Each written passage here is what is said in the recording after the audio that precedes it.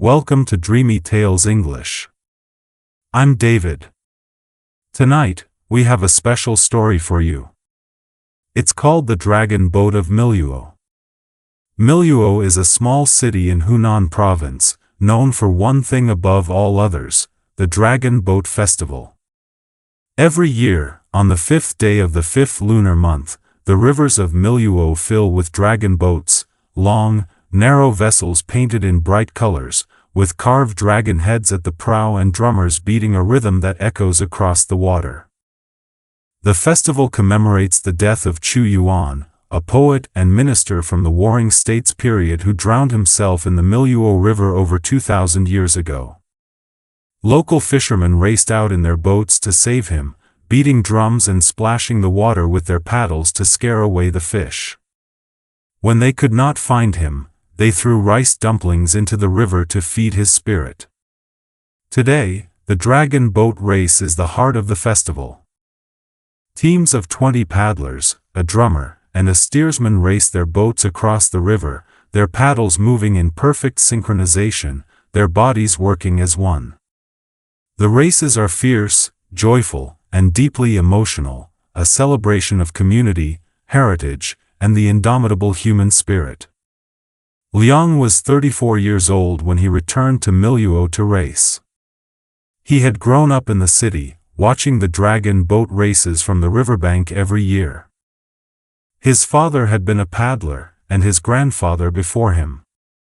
But Liang had left Miluo at 18 to study engineering in Beijing, and he had not returned for the festival in 16 years.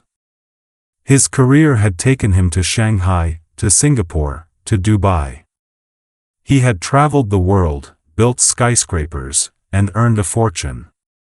But he had not been home. The call came from his mother. "Your father is sick," she said. "He cannot race this year. But the team needs a paddler." Liang booked a flight the next day. When he arrived in Miluo, the city looked the same as he remembered: narrow streets, old houses with tiled roofs, and the river flowing through the center, brown and wide and patient. The dragon boats were already in the water, their painted heads gleaming in the morning sun. Liang's father was sitting on the riverbank, wrapped in a blanket despite the summer heat. He looked older, thinner, frilier. But his eyes lit up when he saw Liang. "You came," he said.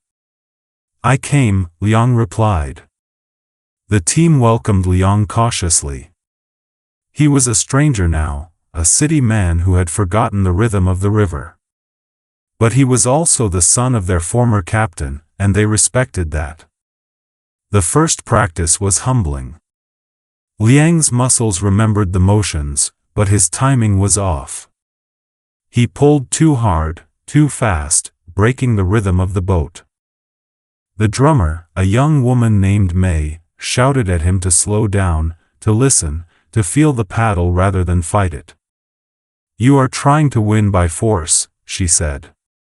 "That is not how dragon boats work. You must move as one. If you are faster than everyone else, you are not helping. You are hurting." Liang felt a flash of anger.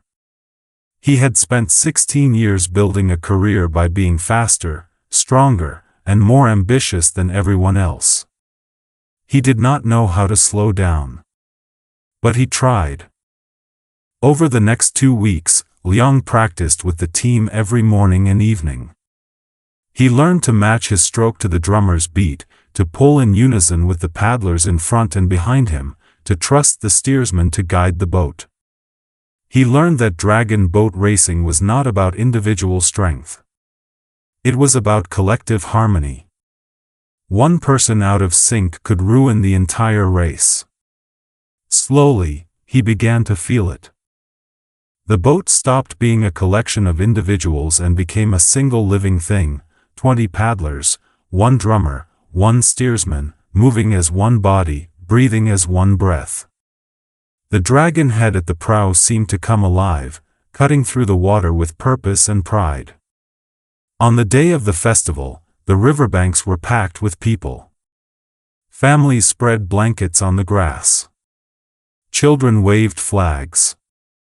Vendors sold rice dumplings wrapped in bamboo leaves, sticky and sweet. The air smelled of river water, incense, and fried food. Liang's team lined up at the starting line, their boat bobbing in the current. Mei sat at the front, her drumsticks raised.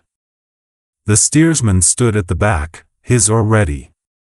Liang sat in the middle of the boat, his paddle in his hands, his heart pounding. The starting gun fired. Mei's drum began to beat, a steady, relentless rhythm that drove the boat forward. The paddlers dug into the water, pulled, lifted, and dug again. The boat surged ahead, cutting through the river like a blade. Liang did not think. He did not plan. He simply moved, his body responding to the drum, his paddle finding the water at the same moment as everyone else's. The world narrowed to the sound of the drum, the burn of his muscles, and the spray of the river on his face. They crossed the finish line in second place. Not first. But when they pulled the boat ashore, Liang's father was waiting for him, standing without his blanket, his eyes wet with tears. "You did well," his father said.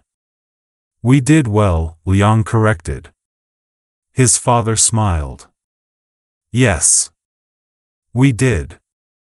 That evening, Liang sat on the riverbank, watching the sun set over the water. The dragon boats were tied to the dock, their painted heads glowing in the golden light. The festival was over, but the river remained, patient, eternal, waiting for next year. Liang thought about his father, about the team, about the race he had not won but had not lost. He thought about the years he had spent chasing success in cities far away, and the 16 years he had missed at home. He did not have answers. But he knew one thing: he would be back next year. Not because he had to, but because he belonged here, in the river, in the boat, in the rhythm of the drum. Good night, and sweet dreams.